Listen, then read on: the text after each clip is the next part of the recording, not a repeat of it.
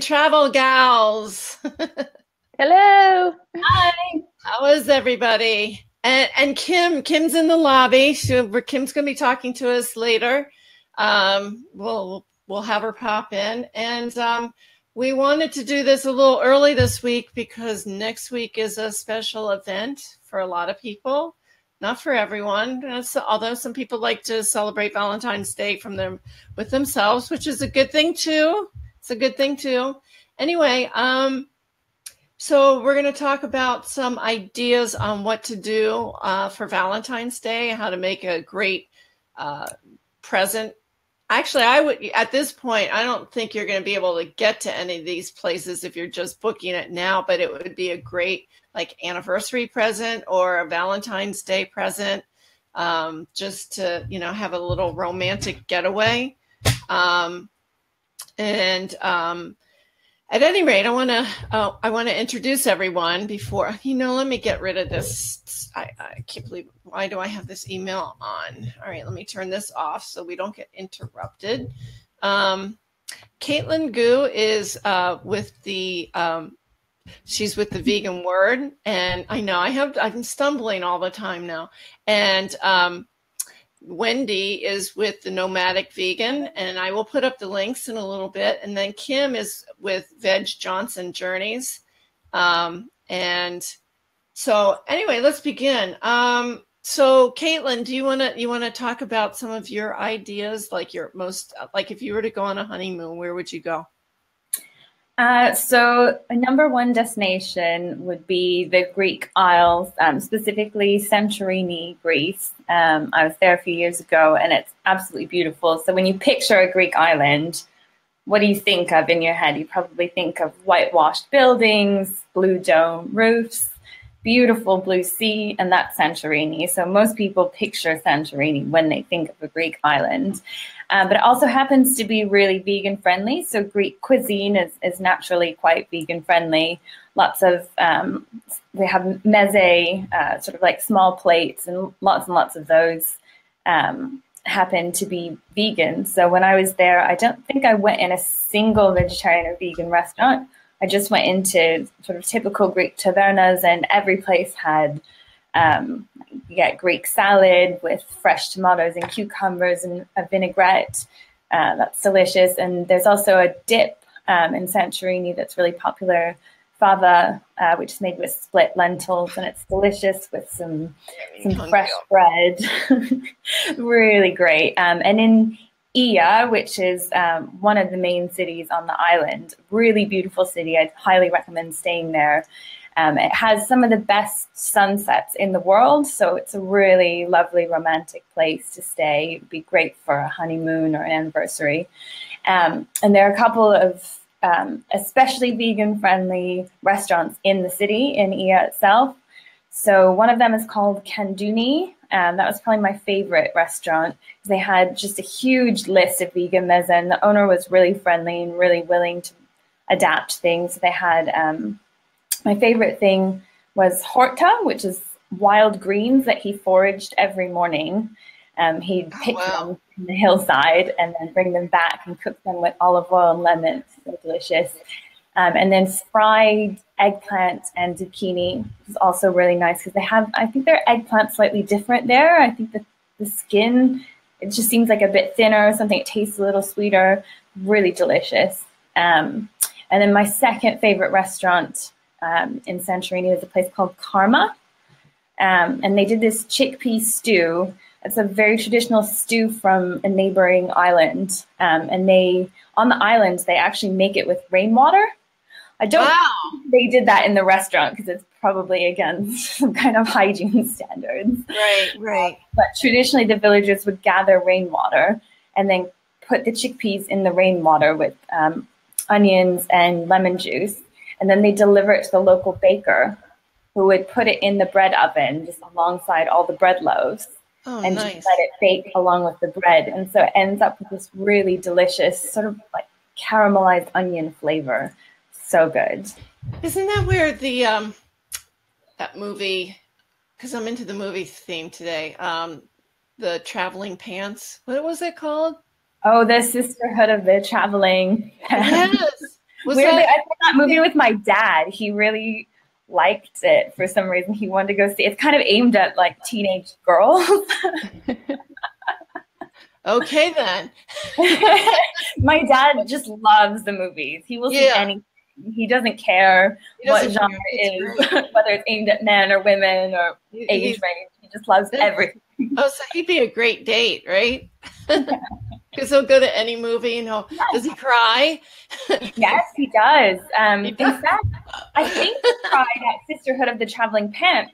He did? One of the girls, her parents are going through a divorce, and it really upset him. And I remember him saying, like, he turned to me and he went, "Why aren't you crying?" And I said, "Well, you know, it's fiction." And actually, part of it took place here in my hometown, Bethesda, which it was like not, it was all staged somewhere else, but it was supposed to be in Bethesda. But so wasn't that in Santorini though? I think so. It was definitely on a Greek island. So it was probably one of the Greek islands. Yeah, probably really wasn't, but yeah. So is there anywhere else that you would recommend for honeymooners or anniversary or, Valentine people? I thought that Prague was really romantic when I was there. It's a really beautiful city, beautiful old architecture. So if you like that sort of old school European architecture, it's a lovely city to visit. I went on this walking tour while I was there, and he was telling us that it was part of the reason it's got such great architecture is because it wasn't bombed during World War II. Oh, wow. Yeah. So they still have all the old buildings, and it's beautiful. And the reason behind that's not very romantic, but it's because Hitler really loved Prague. And he wanted to make it his capital. He wanted to live in the castle up on the hill. So he wouldn't let them bomb it. So there was one good thing about him. Yeah. Preserved Prague so that we can all enjoy it. But it's Prague. Yeah. Well, that's great. So, Wendy, what's your favorite? Give us a couple of favorites. Yeah, I've got a lot of favorites, but and first of all, I would like to echo what Caitlin said about Santorini. I've been there as well, and I agreed with everything. And just listening to you talk about it, it really brought me back. That was a very special trip for me. I ate at Kanduni as well. Really? Yeah, and I found it because of a recommendation on a blog. That blog doesn't exist anymore, but the person who ran it has gone on to do other things, and it's a mutual friend of ours. It's Kim Sujawolski of Brown Bowl. Yeah. So she had an older blog that was called Little Green Kettle, and she had written about. That's where I found it too. I didn't know that was Kim. Yeah. I spoke to her at the time. That's so funny. Yeah, and so that's how I first connected with Kim, and now we're really good friends. But I was researching Greece before I left on that trip to see, if there was any vegan food. And I actually wasn't even vegan yet. So Greece is when I became vegan. Oh, wow. Or I did it kind of as a trial run because I had been wanting to transition and was gradually transitioning to a more vegan lifestyle. But I was afraid to go all the way because of travel, because I thought that, it was going to just ruin travel. So I already had this trip booked for Greece for 3 weeks. And so I said, okay, I'm going to see if I can stay vegan for the 3 weeks that I'm in Greece. And that's when I started doing all this research. That's when I found Kim's posts, and she made it sound really easy and, like she was having a wonderful time there. And I thought, okay, maybe this isn't going to be as hard as I had imagined that it would be. And it wasn't. It was actually, as I've said many times before, being vegan for me actually makes travel even better. And I enjoy my travels even more now than I did before I was vegan. But that was the start of it. It was Greece and, Santorini in particular. I stayed in Ia. And so got to see a few of those sunsets that you were talking about, and they really are spectacular. And yes, that is a very romantic place. I have to agree. Greece is a great place to start out your vegan journey, I think, because their cuisine is lots of great vegan options, and it's so delicious as well. So absolutely, yeah, and that's something I just lucked out, you know, that I decided to do this this trial run of vegan travel in Greece, and I didn't know at the time that it was going to be vegan friendly, but it turned out that it is incredibly vegan friendly. And I discovered, you know, so many traditional dishes that happen to be vegan. And I've got a lot of stuff about that on my blog as well. If you want to go to thenomadicvegan.com, all of my early blog posts are about Greece. Because, up there. Yeah. Yeah, I started the Nomadic Vegan right after that trip because, like I said, that trip was when I turned vegan. And then I knew immediately that I wanted to do something to contribute to the movement. And so that's how the Nomadic Vegan was born. So all my early blog posts are about Greece. And I'm actually really embarrassed of them because I had no idea how to blog at that point. So I would write them very differently now. But maybe I'll go back and change them one day. But at least that information is out there. So if anyone who's watching is also thinking about going to Greece or is planning a trip there, then you can find lots of info on my site on thenomadicvegan.com. But yeah, let me get back to answering your question, Donna. So, and I am very much a old world Europe kind of girl. I love Europe. That's probably my favorite continent. I mean, I love Asia too. You know, there are lots of places where I love to travel, but in terms of places where I'd want to live and where I have chosen to live, I do now live in Lisbon in Portugal, which I think is an absolutely incredible city. And I've lived in Italy as well, which I also really love. So those are my preferences. And I think that those European cities and European smaller towns are really just incredibly beautiful and incredibly romantic. I love like the cobblestone streets and alleyways.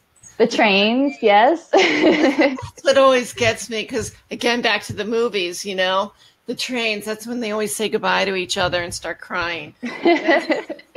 That's true. Yeah, trains were very romanticized for me when I was growing up. And for Europeans, it's probably different. It's probably just a very functional, practical thing. You know, that's just how you get around. But when I was living in the States, I'd never taken a train before.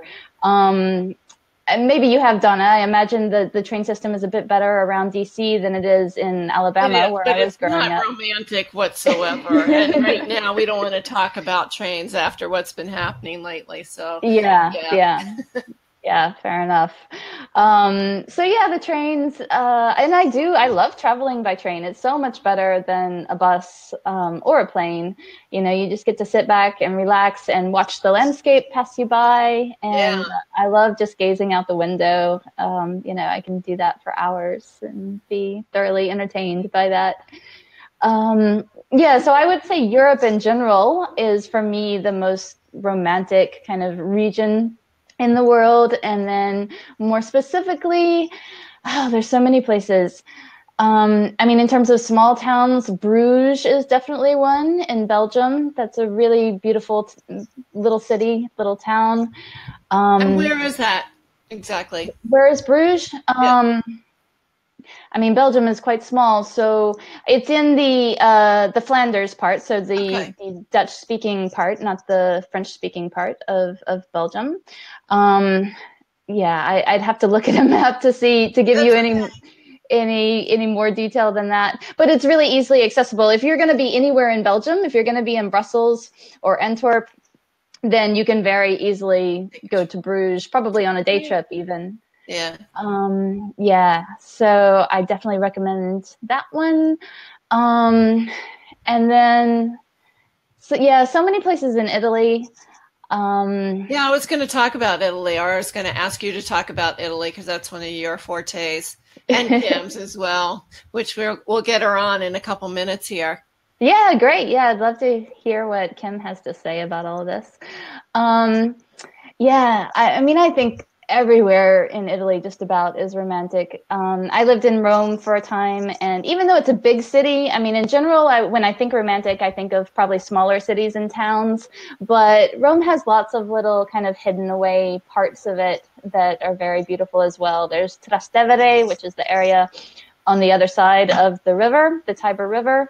And so you have lots of restaurants there. It's a popular place to go out to eat and to just kind of stroll around and get a gelato or something like that, and just wander around the streets.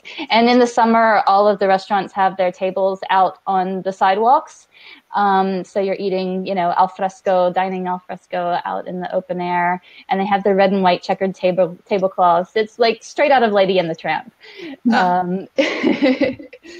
And they have the musicians, the buskers, who will come by and start playing O Sole Mio or Bésame Mucho,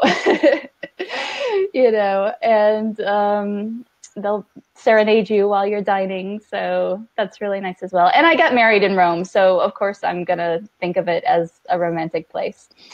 Yeah. So do you want me to choose more, or should we hear from Kim? Well, actually, I was going to just chat a little bit, and then I was going to bring Kim on. But because I've got a few, and then we can go back and forth if that's okay. Yep. Let's see here. How do we do this? Sorry, I'm just going to do I'm not really quick at these logos, changing them out really quickly here. Let's see. Hi. I almost end broadcast when I do this. I got to get better at this stuff. Okay. Here we go. So we hide this and we show this, and there we are. And there I am. And got Green Earth Travel. So I have like really weird ones that I like. And one of the ones that I liked, I don't know if they do it anymore. I was just trying to look at their website. It's a place in Pennsylvania. It's one of the Frank Lloyd Write houses. Okay. There was a resort that we stayed at called Nemacolin Woodlands, which was a beautiful resort and in the middle of nowhere in Pennsylvania. But we did this day tour, and what they did is they had a private Valentine's Day of a Frank Lloyd Write house. And it's one of the only lived in or privately owned houses. And they did vegan chocolate for me. This is going back years ago. They did vegan chocolate and champagne for myself and my husband. And there was only like 10 people total. And you could have the full walk. Even if you don't do the Valentine's Day thing, you get the private tour. It's totally worth it. They give you, you have full access to their house. I love the Frank Lloyd Write homes. And I actually like this one better than Falling Waters, which is the well-known one. But the artwork around the in the garden is amazing, and a lot of special stuff in there. Like they have John Lennon drawings, they have Andy Warhol stuff. I mean, you name it, it's in there. And it's very typical Frank Lloyd Write with the low roofs and the dark wood, which, some people may or may not like, but I love it. So that was one of the things that, if you're on the East Coast and you want to do like an overnight trip, I would highly recommend doing something like that. I spent my 20th anniversary, and let's not push it, in Dominican Republic in a town called Cabarete. And it was at a spa, very small spa. There's like maybe 15 rooms total, called the Natura Cabanas. And I actually sell that a lot to a lot of honeymooners and, anniversary places. And for a while they had a vegan chef there, which he actually implemented a vegan menu before he left.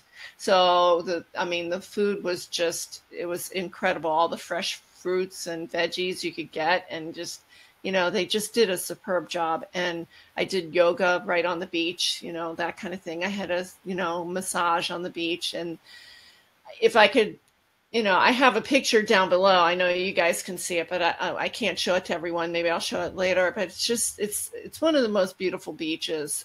It's not white sand. So if people are looking for white sand, they need to go somewhere else. But if you are a windsurfer, it's great for windsurfing. It's just a beautiful, beautiful location, very romantic. Like, basically you don't need electricity. It's all, you just go and hang out and do nothing. And it's what we needed to do at that time. The other location, which, some people don't consider romantic, but my husband and I spent our honeymoon in South Africa, and we actually got married after our honeymoon because we kind of do things backwards in our household. We said our vows in this place called the Tsitsikamma Park. It's where the Atlantic meets the Indian Ocean. And so you're overlooking, there's like one viewpoint where you're just overlooking both oceans at the same time. It's really beautiful. And they also have the second largest trees in the world. The yellowwood, I think is what they're called. So it's just a beautiful, beautiful location. And then of course, Ireland, my heart is Ireland, you know that. So, I mean, there's just so many beautiful castles in Ireland. And I always, when I put honeymooners in a trip to Ireland, I always stick them in a castle for one night. Like the Ashford Castle is gorgeous. Adair Manor is just an amazing place. There's just so much romance there, and it's become very vegan friendly there now. And now Guinness is vegan. In fact, I went to an Irish pub last night and I had my Guinness beer. So, I mean, I could go on and on. You know, I could talk about Kenya. I could talk about Jamaica. I could talk about a lot of different places. But I think I want to get Kim up to share some of her perspectives. So, Wendy, I'm gonna hide you out there for a moment. Okay. I'm gonna put Kim up here. Hold on. Okay. So we're gonna introduce you to Kim. She is the owner of Veg Jaunts and Journeys. How are you, Kim? Good. Long time no see. Yeah, good to see you again. Hi, Caitlin. Hi. How are you? Good. Nice to see you. Yeah, nice to see you face to face. I don't think I've seen you on video. We've just talked over email. I think it's the first time. Well, we're gonna have to do a reunion sometime soon. Yeah, right? Definitely. Well, what occurred to me was Hawaii, maybe, especially the Big Island, which I was in Hawaii way before I was vegan. I was just vegetarian then. It was no problem whatsoever, but I keep hearing lots of good things about how vegan friendly the Big Island is. And also I think that there's definitely ways to do Hawaii that don't have to be expensive.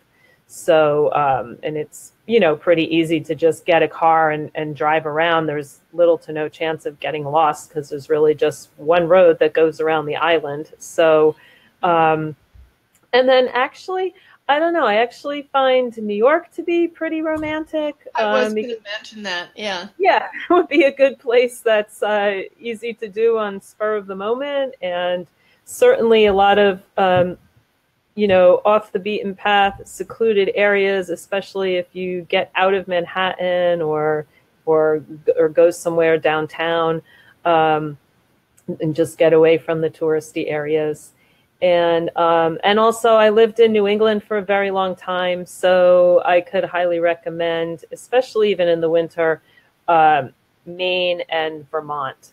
So, right? Yeah, I mean, you just have to watch a little bit with Maine because a lot of it is really open only from around mid-April or May until mid-October. So there's some towns that are very touristy where everything is shut in the winter, restaurants, shops, everything. But then if you go to the ones that have year-round populations, it's fine. And then Vermont is obviously definitely in season during the winter, and there's so many bed and breakfasts there.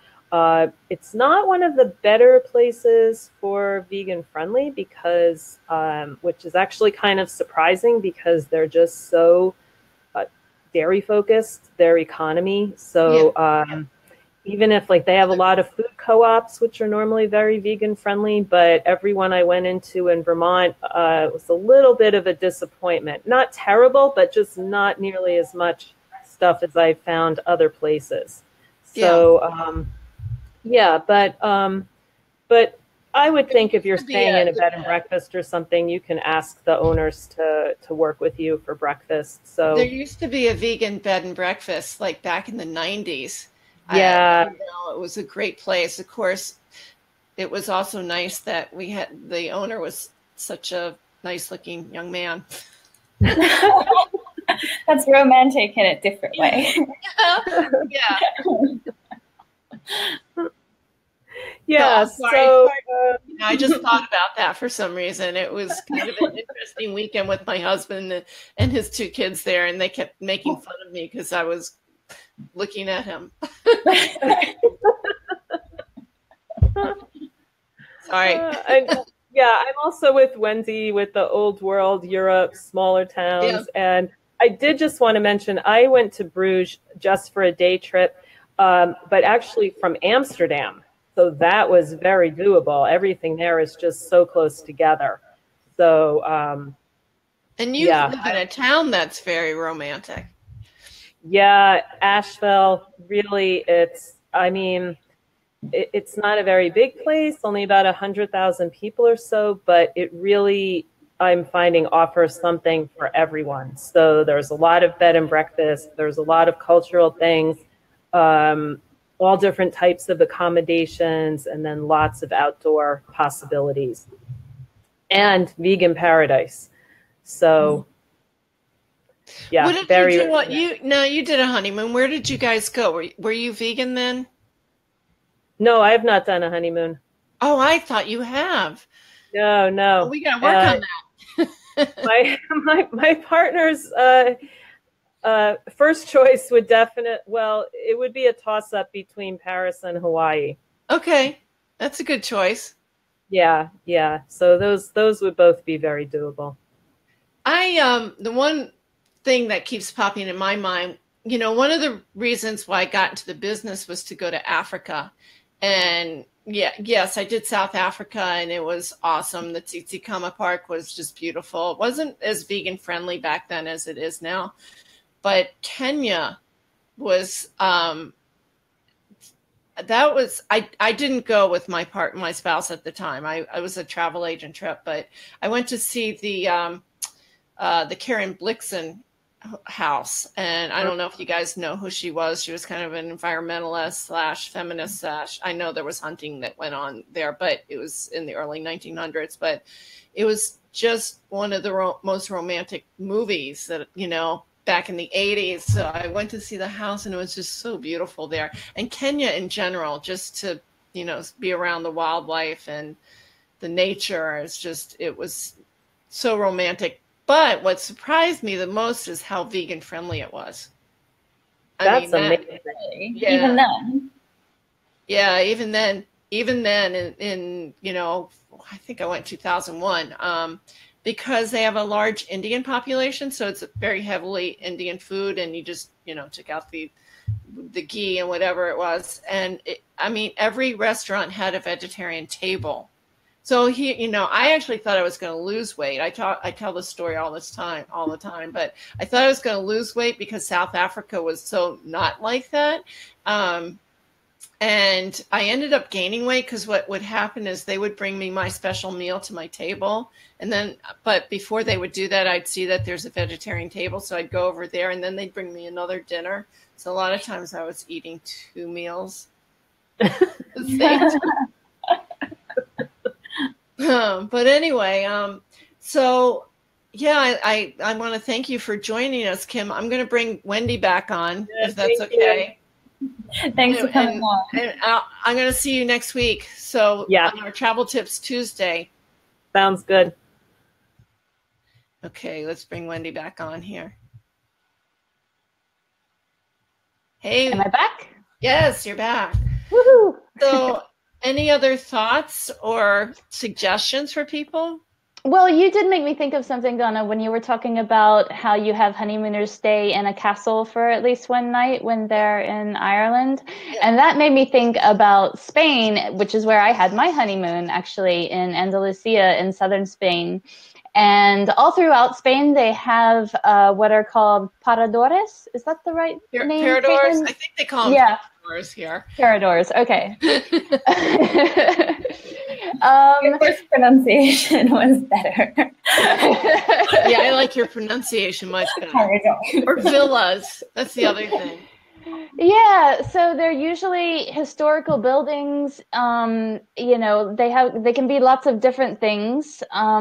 It could be a converted convent or something like that. And I think that was the case in the one that we stayed in. We stayed in one in a little town in Spain called Guadalupe.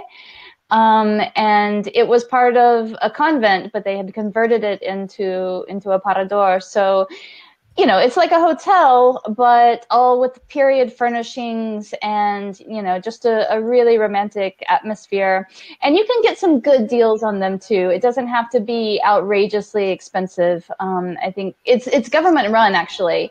So it's an initiative of the Spanish government, and they have, if you go to their website, the Parador website, then you can find oftentimes different deals, and they have them all over the country. So that is definitely something that I would recommend if you are going to Spain and it's a romantic trip. Then I would look into staying in a parador for at least one night. Great. There's another place that I went to, and I took a group of clients this summer, and oh my gosh, I'm blanking out on the name of it. It's in Maryland, and it's all solar run, and it's called, okay, keep talking while I try and find this place, you guys. I'm totally blanking out. I'm having a senior moment. But keep talking amongst yourself here. Okay, well, when you were talking about old world European small towns, it made me think of a place I went in Romania called Sighișoara.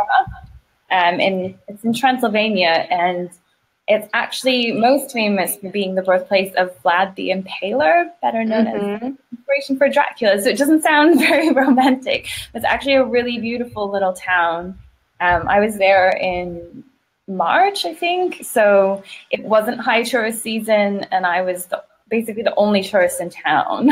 Wow. So it would be really amazing to be there on a romantic trip and have the town to yourselves. And it's this beautiful medieval town. So it's one of the best preserved medieval citadels in Europe. And you can actually, there are hotels in the citadel that you can stay in and just wander through all these cobblestone streets with brightly painted houses. And it's really pretty. I've posted a few pictures on Instagram recently. Okay, I will look for that. No, that sounds really fantastic. I haven't been to Romania yet, and it is definitely on my list.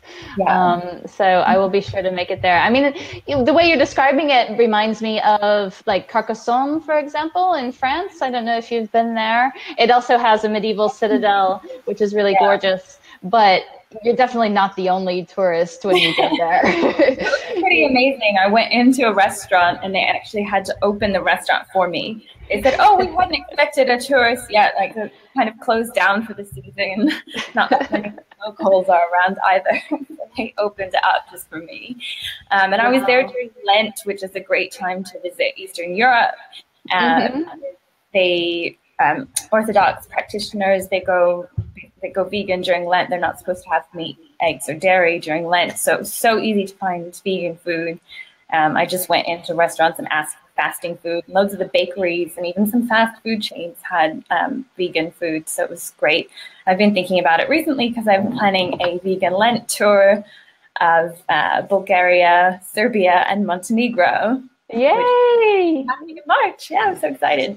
Yeah, no, that is really exciting. And yeah, I discovered fasting food on that trip to Greece that we talked about before, because of course Greece is also an Orthodox country, and so they have the same kind of fasting traditions. And yeah, Lent is the best time to go because that is the biggest, the longest, most important fasting period. But a lot of people fast every Wednesday and every Friday as well, or sometimes, I think before Christmas there's a shorter fasting period. I think, I'm not sure exactly how long. Yeah, there is one pretty significant one before Christmas as well, I think. So yeah, Lent is the best time to go, I'm sure, but you can get those Lenten vegan dishes at any time of the year as well. So that is a really good tip to know if you're going anywhere that's that has a an Orthodox Christian church. So that would include Greece, that would include lots of Eastern European countries, and also Ethiopia, by the way. Really? Yeah. I think it's a Coptic. They're called Coptic Christians, right? Well, the Coptic Christians are in Egypt. Okay. I thought they called themselves Orthodox in Ethiopia.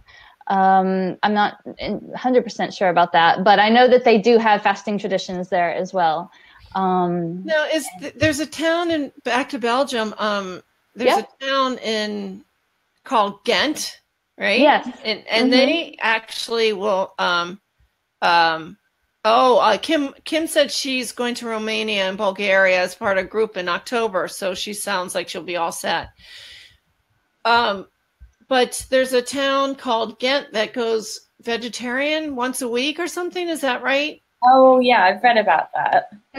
Yeah, and I believe it was Tobias Leonard from the Vegan Strategist who was involved in getting that started up, because he's from Belgium. I think he's from Ghent. So yeah, I think it's like a Meatless Monday kind of thing. But all the restaurants have to go vegetarian. Is that right? I believe so. I don't know exactly how it works, but it's a pretty big thing. Yeah, I know that Ghent is known for being incredibly vegan friendly. So I found the name of the place that I don't mean to interrupt, but I found the name of the place that I went to a couple times. I don't know why. I was just totally blanking out.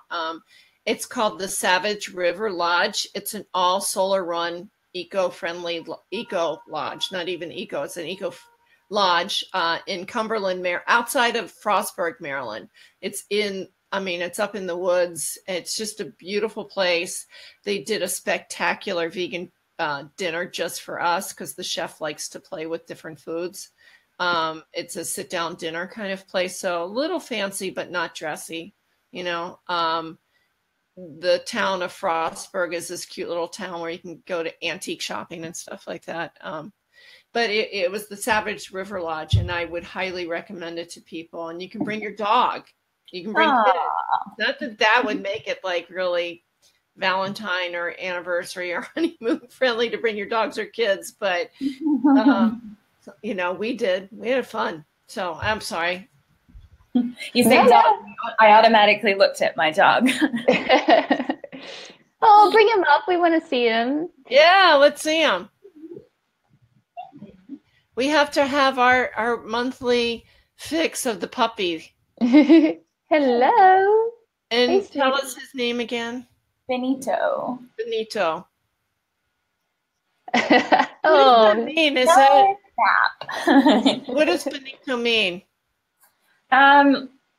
It's kind of just an old man's name.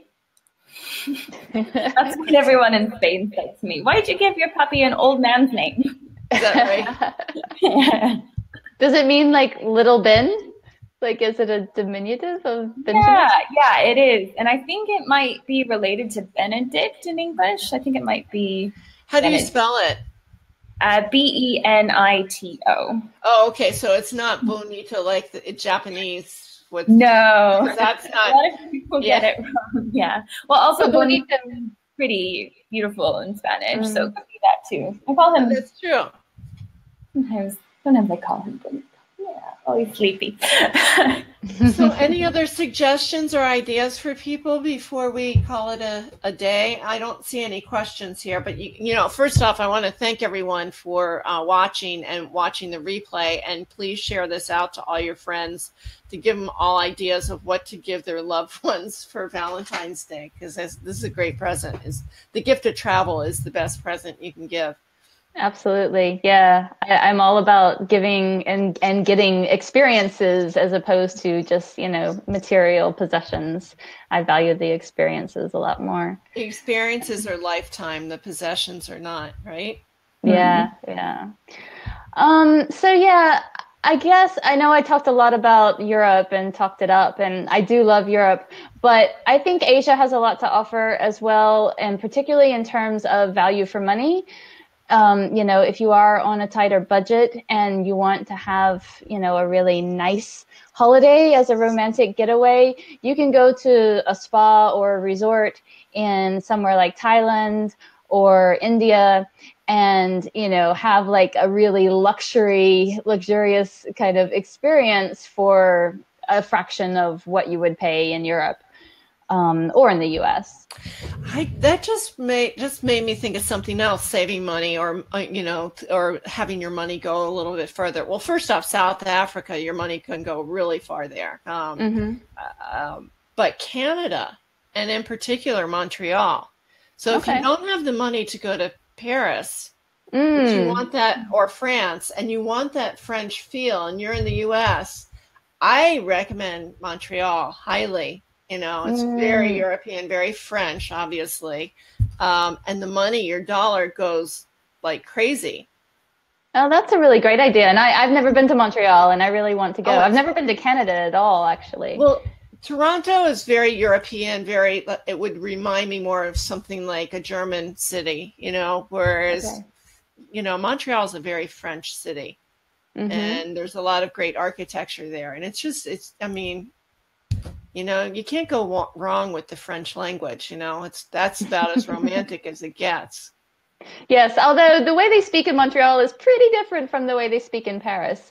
But yeah, it's still French. Yeah, and Kim was saying Toronto and Montreal are extremely vegan, and both have vegan festivals. Toronto, I think, is the oldest vegan festival in the world. I could be wrong, but it was always one of the largest, and it was the first one I heard back in the 90s before any of these other large festivals. You'd hear about conferences, and I'd go to these conferences, but yeah, it's 3 days long. She was saying one of these days, maybe Kim and I, we can table there. We can do that. I went to the one in Toronto. I went to the conference in Toronto, but I didn't go to the actual festival. So I'd love to try that someday.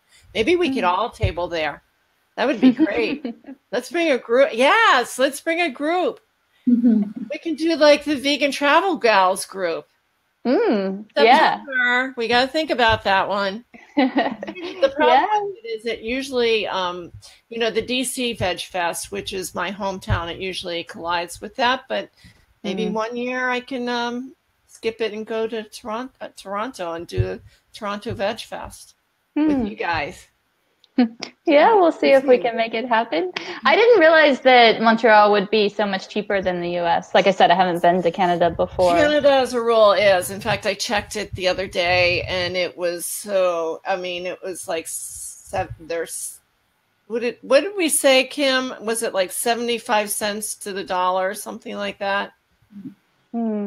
Yeah, because with the euro, it's gone the other way. Like years ago, it used to be 1-to-1 with the dollar, and now the euro is a lot stronger than the dollar. So it's kind of expensive for Americans to come over to Europe.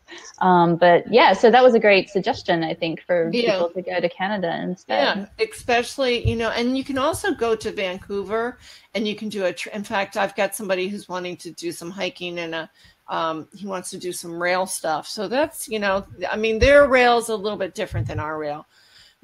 It's not quite as like old fashioned. I like the old fashioned European railroads, you know, but it's still a great way to see the countryside. And I would highly recommend doing something like that. So next month, I think we are talking about St. Patrick's Day. Is that right? Yeah, and all things Irish. Guinness. Maybe we'll, you know, vegan Guinness. What's that? Vegan Guinness. Vegan Guinness. I was so happy to get it last night. And then in April we have some special guests coming up. We have the woman who owns the Vegan Gourmet, Deborah. Piven, I believe her last name is. And then you had somebody, Caitlin, did you have somebody, or Wendy, was it you that had somebody? I had someone. Yeah, Thomas, he does vegan food tours in Paris. So walking tours around the city of Paris. And so, yeah, he offered to tell us more about the vegan food scene there, which I am really looking forward to.